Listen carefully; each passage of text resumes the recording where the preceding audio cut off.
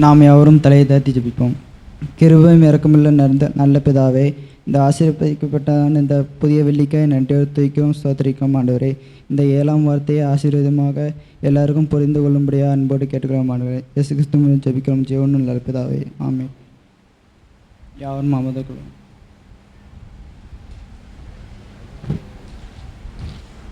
ஒருவர் எடுத்துக்கொள்ளலாம்.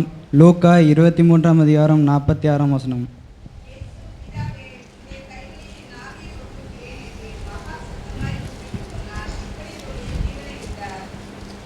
பிதாவின் கையில் இயேசு தம்முடைய ஆவியை ஒப்பு கொடுத்தார். எப்படி ஒப்பு கொடுத்தார்?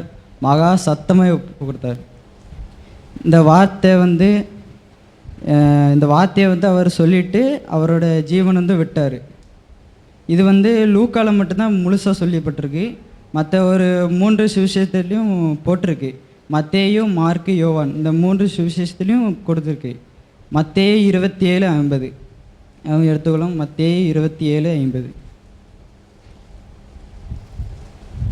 இயேசு மறுபடியும் மகா சத்தமாய் கூப்பிட்டு ஆவியை விட்டார். மார்க்கு 15:37.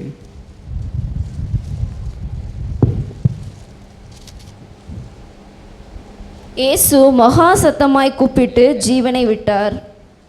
யோவான் 19:30. இயேசு காடியை வாங்கின பின்பு முடிந்தது என்று சொல்லி தலையை சாய்த்து ஆவியை ஒப்பு கொடுத்தார். அதான் இந்த 3 இதுலேயுமே எதுவுமே முழுசாக கொடுக்கல, எல்லாம் கொஞ்சம் அங்கங்கே கொஞ்சம் கொஞ்சமாக தான் கொடுத்துருக்காங்க. இந்த லூக்கா 23:46ஆம் வசனத்தில் இங்கிலீஷில் எப்படி போட்டிருக்கு அப்படின்னா, father into your hands I commit my spirit அப்படின்னு போட்டிருக்காங்க. இன்னொன்று புதிய ஏற்பாட்டோட மூல பாஷையான எபிரேய பாஷையில் எப்படி போட்டிருக்காங்கன்னா, பேத்தர் ice Khaira so பேரட்டி தெமியா to pneuma மோ அப்படின்னு கொடுத்துருக்காங்க. அதுக்கு என்ன அர்த்தம் அப்படின்னா, நித்திய பிதாவின் கரங்களில் தம்முடைய ஆவியை நியாயமாக ஒப்பு கொடுத்தார் அப்படின்னு கொடுத்துருக்காங்க. அதை அதாவது இப்படி எக்ஸாம்பிள் பார்த்தோம் அப்படின்னா, இப்போது நம்ம பசங்கள்லாம் எக்ஸாம் எழுதுகிறாங்க. இப்போ நியாயமாக படித்து எழுதுனாங்கன்னா நியாயமான ரிசல்ட் கிடைக்கும். அதே மாதிரி தான் இவர் அவரோட ஆவியை நியாயமாக ஒப்பு கொடுத்தார். அதனால தான் அவர் 3ஆம் நாள் உயிர் தெழுந்தார். அதனால தான் அல்லேலூயா. இன்னொன்று சிலுவை கீழே மலர்ந்த 7 பூக்கள் ஒன்று உண்டு. அதில் 7ஆவது பூ ஒப்படைப்புன்னு சொல்லுவாங்க. அந்த 7 பூவோட இந்த ஒப்படைப்போட அர்த்தத்தை வச்சு தான் நம்ம இப்போ பார்க்க போகிறோம். அந்த ஒப்படைப்பை 7 விதமாக நம்ம பார்க்க போகிறோம்.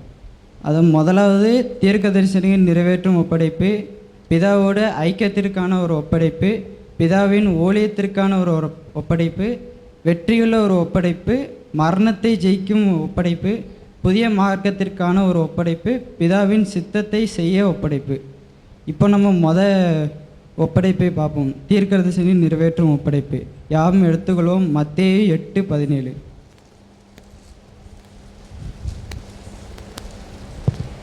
அவர்தாமே நம்முடைய பலவீனங்களை ஏற்றுக்கொண்டு நம்முடைய நோய்களை சுமந்தார் என்று ஏசாயா தீர்க்கதரிசியினால் உரைக்கப்பட்டது நிறைவேறும்படி இப்படி நடந்தது. இதில் பார்த்த உடனே ஏசாயா தீர்க்கதரிசி சொன்ன விஷயத்தில் எல்லாமே இங்கே நம்ம ஏசப்பா நிறைவேற்றுறாரு. அதே மாதிரி சங்கீதம் 31ஆம் அதிகாரம் 5ஆம் வசனம். உமது கையில் என் ஆவியை ஒப்புவிக்கிறேன். சத்தியபரனாகிய கர்த்தாவே, நீர் என்னை மீட்டு கொண்டீர்.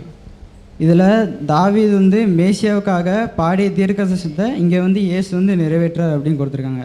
இதனால் நம்ம என்ன தெரிஞ்சுக்கலாம்னா, அவர் இருக்கிற தீர்க்கதரிசனங்கள் எல்லாத்தையுமே அவர் நிறைவேற்றார். அதுதான் இப்போ பார்க்கலாம். இப்போ 2வதாக பிதாவோட ஐக்கியத்திற்கான ஒரு ஒப்படைப்பை நம்ம பார்க்கலாம். யாவும் எடுத்துக்கொள்ளும். யோவான் அதாவது இப்போது அதில் யோவான் 14:15-16 இதில் நம்ம என்ன பார்க்கலாம் அப்படின்னா, அவர் பிதாவை 46 தடவை கூப்பிட்ருக்காரு இந்த 3 அதிகாரத்துலேயும். அதேமாதிரி மத்தேயு 5, 6, 7 இதில் பிதாவை அவர் 17 தடவை கூப்பிட்ருக்காரு. அதே மாதிரி யோவான் 17ஆம் அதிகாரத்தில் பிதாவை 6 வாட்டி கூப்பிட்ருக்காரு. இதில் நம்ம என்ன தெரிஞ்சுக்கலாம் அப்படின்னா, அவர் பிதாவோடு ரொம்ப ஐக்கியமாக இருக்கிறாரு, ஐக்கியத்தோடு அவர் ஒப்படைக்கிறாரு அப்படிங்கிறது பார்க்கலாம் இதில். அதேமாதிரி 3வதாக பிதாவின் ஊழியத்திற்காக நம்ம பார்ப்போம்.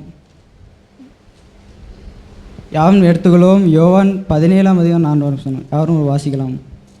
பூமியிலே நான் உம்மை மகிமைப்படுத்தினேன், நான் செய்யும்படி நீர் எனக்கு நியமித்த கிரியையை செய்து முடித்தேன். அதேமாதிரி யோவான் 5:20 ஒரு வாசிக்கலாம்.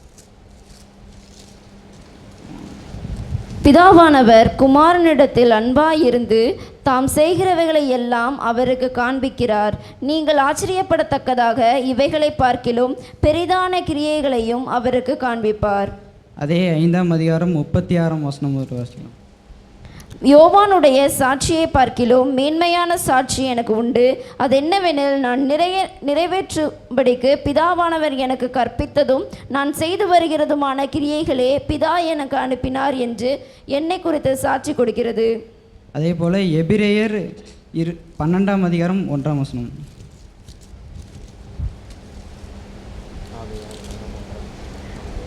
ஆகையால் நீங்கள் இளைப்புள்ளவர்களாய் உங்கள் ஆத்துமாக்களில் சோர்ந்து போகாதபடிக்கு தமக்கு விரோதமாய் பாவிகளால் செய்யப்பட்ட இவ்விதமான விபரீதங்களை சகித்த அவரையே நினைத்து கொள்ளுங்கள். இதில் நம்ம இந்த 4 வசனத்துலேயுமே ஒரே அர்த்தம் தான். என்னென்னா, இதில் இயேசு தம்மோட ஆவியை எதுக்காக அர்ப்பணித்தார் அப்படின்னா, ஊழியத்திற்காக அர்ப்பணித்தார். இதுக்காக தாய் தகப்பன்னு தடுக்க வந்தாலுமே அவர் அதை இது பண்ண மாட்டார், ரெஸ்ட்ரிக்ட் தான் பண்ணுவார். அதாவது எப்படின்னா, ஊழியத்தை நிறைவேற்றணும் அப்படிங்கிற ஒரு ஆர்வம் இயேசுக்கு இருக்குது. அதே மாதிரி தான் நம்மளையும் ஏசப்பா நம்மளை எப்போவுமே ஊழியத்தில் நிறைவேற்றணும் அப்படின்னு சொல்கிறாரு. இப்பொழுது நான்காவதாக வெற்றியுள்ள அர்ப்பணிப்பை நம்ம பார்ப்போம். யாரும் எடுத்துக்கொள்வோம். 1 தெசலோனிக்கேயர் 5:23. 1 தெசலோனிக்கேயர் 5:23. சமாதானத்தின் தேவன் தாமே உங்களை முற்றிலும் பரிசுத்தமாக்குவாராக. உங்கள் ஆவி, ஆத்துமா, சரீரம் முழுவதும் நம்முடைய கர்த்தராகிய இயேசு கிறிஸ்து வரும்போது குற்றமற்றதாய் இருக்கும்படி காக்கப்படுவதாக. இதில் என்ன பார்க்கலான்னா, ஆவி ரொம்ப மேன்மையான ஒரு பிரிவாக இருக்கும் அப்படின்னு சொல்லியிருக்காங்க. அதில் எல்லா இதையோட ஆவி ரொம்ப மேன்மையானதாக சொல்கிறாங்க. எதுக்கு அப்படின்னா, நீதிமொழிகள் 20:27.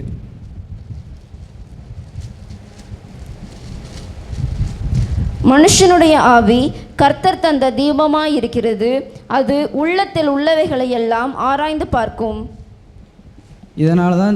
இதில் தான் தேவன் தந்த ஆவியை நம்ம அணைக்காமல் எப்போவுமே அதை அப்படியே ஒப்படைக்கணும். அந்த தீபம் போல் அப்படியே அணைக்காமல் அப்படியே நம்ம ஒப்பு கொடுக்குறவர்களே இருக்கவும். அது அதனால தான் அவருடைய மரணம் ஒரு வெற்றியின் துணியாக காணப்படுகிறது. இப்பொழுது 5ஆவதாக மரணத்தை ஜெயிக்கும் ஒரு அர்ப்பணிப்பை நம்ம பார்க்கணும். யாரும் எடுத்துக்கொள்வோம். மத்தேயு 27:50. இயேசு மறுபடியும் மகா சத்தமாய் கூப்பிட்டு ஆவியை விட்டார். இதில் நம்ம என்ன பார்க்கலாம்னா, பலத்த சத்தமே அவர் ஆவியை விட்டார்னாங்க. இதனால தான் மரணத்தை ஜெயிக்க முடியுது அப்படிங்காங்க. எதுக்காக அப்படின்னா, 1 கொரிந்தியர் 15:26 வாசிக்கணும். 1 கொரிந்தியர் 15:26.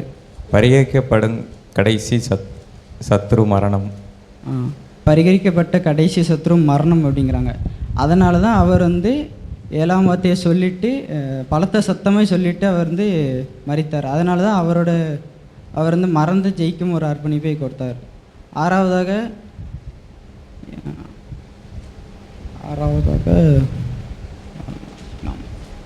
புதிய மார்க்கத்தை மாற்றும் ஒரு அர்ப்பணிப்பை நம்ம பார்ப்போம்.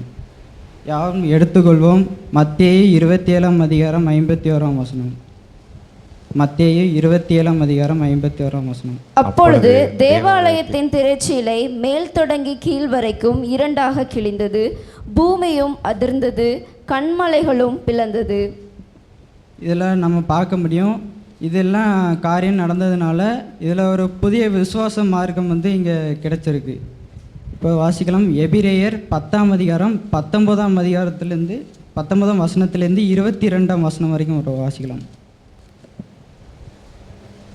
ஆகையால் சகோதரரே, நாம் பரிசுத்த ஸ்தலத்தில் பிரவேசிப்பதற்கு இயேசுவானவர் தமது மாம்சமாகிய திரையின் வழியாய் புதிதும் ஜீவனுமான மார்க்கத்தை நமக்கு உண்டு பண்ணினபடியால் அந்த மார்க்கத்தின் வழியாய் பிரவேசிப்பதற்கு அவர்களுடைய இரக்கத்தினாலே நமக்கு தைரியம் உண்டாயிருக்கும்படியினாலும் தேவனுடைய வீட்டின் மேல் அதிகாரியான மகா ஆசாரியர் நமக்கு ஒருவர் இருக்கிறபடியினாலும் துர்மனசாட்சி நீங்க தெளிக்கப்பட்ட இருதயமுள்ளவர்களாயும் சுத்த ஜலத்தால் கழுவப்பட்ட சரீரமுள்ளவர்களாயும் உண்மையுள்ள இருதயத்தோடும் விசுவாசத்தின் பூரண நிச்சயத்தோடும் சேர கடவோம்.